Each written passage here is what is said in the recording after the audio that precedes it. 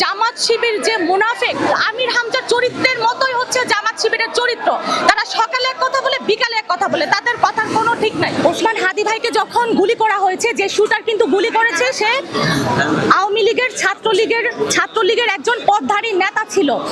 আমরা যখন ইনকিলাবের the daily ইনকিলাব কিন্তু তখন বলা হয়েছে একটি ধর্মীয় গোষ্ঠীর নেতারা কিন্তু তার হত্যার সাথে সম্পৃক্ততা ছিল, এবং যখন তাকে শুটার যখন হত্যা করেছে, এই শুটার যখন তাকে গুলি করেছে, এই গুলি করার পরে কিন্তু ডাকসুর তথাকথিত বিপি সাদিক কায়েম একটা স্ট্যাটাস দিয়ে বিএনপির বিরুদ্ধে কিন্তু একটা স্ট্যাটাস দিয়ে পরিস্থিতিকে অন্যভাবে প্রভাবিত করতে চেয়েছিল, এবং তারা এই প্রভাবিত করার পরে আমাদের জননেতা মির্জা আব্বাস যখন উনাকে হসপিটালে দেখতে গিয়েছে, সেখানেও কিন্তু তারা একটা মব করেছে। এই মবগুলো কারা করেছে? জামাত শিবিরের একটি।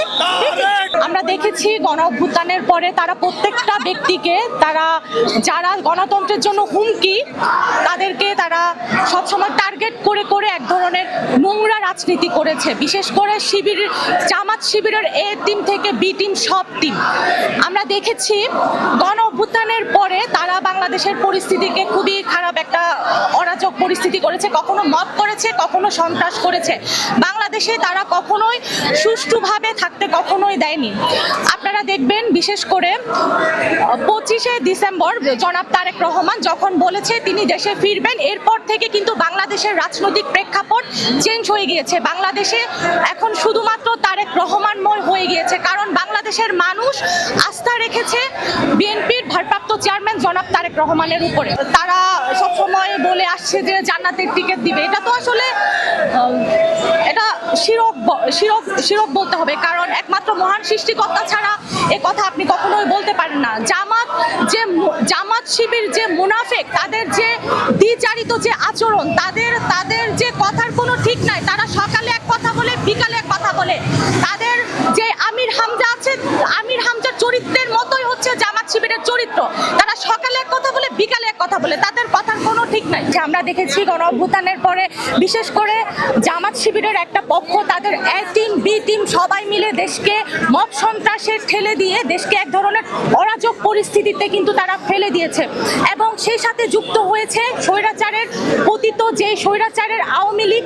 তারা কিন্তু একসাথে জোট হয়ে কিন্তু কিভাবে বাংলাদেশের স্বাভাবিক পরিস্থিতিকে তারা অস্থিতিশীল করবে, তারা কিন্তু সেই প্রক্রিয়ায় রয়েছে। এখন আমাদের জনাব ভারপ্রাপ্ত চেয়ারম্যান জনাব তারেক রহমান বাংলাদেশে এসেছেন। উনি আসার পরে বাংলাদেশের রাজনৈতিক প্রেক্ষাপট অনেক কিছু চেঞ্জ হয়ে গিয়েছে। এখন সারা বাংলাদেশ কিন্তু তারেক রহমানময় হয়ে উঠেছে।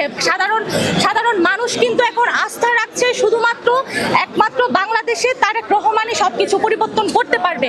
তিনি আজকে এখানে এসেছেন।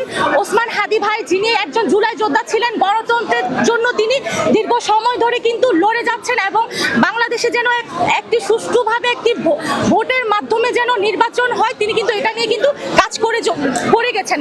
সেখানে কিন্তু স্বৈরাচার এবং গুপ্ত বাহিনী মিলে কিন্তু তাকে কিন্তু হত্যা করেছে প্ল্যানিং করে, যার কারণে আমাদের দেশনায়ক তারেক রহমান আজকে ওনার কবর জিয়ারত করতে এসেছেন। এটা হচ্ছে সম্প্রীতির বাংলাদেশ, শ্রদ্ধার বাংলাদেশ, সহনশীল রাজনীতির বাংলাদেশের তিনি একটা বার্তা দিতে এসেছেন এখানে।